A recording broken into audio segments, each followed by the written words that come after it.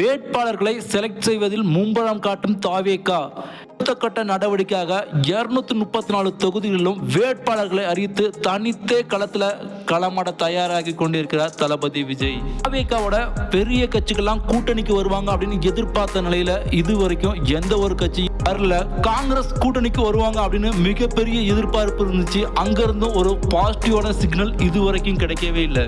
சமீபத்தில் கூட காங்கிரஸ் டிஎம்கே நிர்வாகிகளுக்கிடையே வார்த்தை போர் அதிகமாகவே போனிச்சு. அதெல்லாம் தடுத்து நிறுத்த திமுகவோட துணை பொதுச் செயலாளரான கனிமொழி அவர்கள் இப்ப ராகுல் காந்தியை சந்திச்சு கூட்டணியை உறுதிப்படுத்த முடிவெடுத்திருக்காங்க. அதுக்கான களத்துல குதிச்சிருக்காங்க இப்ப கனிமொழி.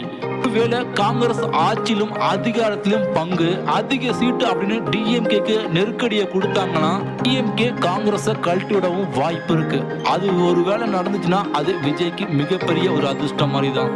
காங்கிரஸ் மாதிரியான ஒரு பெரிய கட்சி டிவிகேக்குள்ள வந்துச்சுன்னா இன்னமும் கூட்டணி உறுதி செய்யாத பல கட்சிகள் உள்ள வரதுக்கு அதிக வாய்ப்பு இருக்கு. ஏன்னா டாக்டர் ராமதாஸ் ஐயா தலைமையிலான பாமக அணி இன்னமும் கூட்டணியை உறுதி செய்யாம இருக்காங்க. அவங்க டிஎம்கேக்கு போறதுக்கு வாய்ப்பு கிடையாது.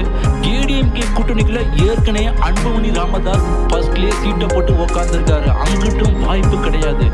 இருக்க ஒரே வாய்ப்பு டிவிகே சைடு ராமதாஸ் ஐயா வந்தாருன்னா அது விஜய்க்கு மிகப்பெரிய பலம். தேமுதிகவும் இன்னமும் எந்த கூட்டணி அப்படின்றத உறுதி செய்யாம அவங்களும் இதுவரையும் காத்திருக்காங்க. இவங்க எல்லாரும் ஒருவேளை டிவிகே கூட்டணிக்குள்ள வந்தாங்கன்னா இந்த எலெக்ஷனே புரட்டி போட்ட மாதிரி மிகப்பெரிய அளவுல புயலை ஏற்படுத்துற அளவுக்கு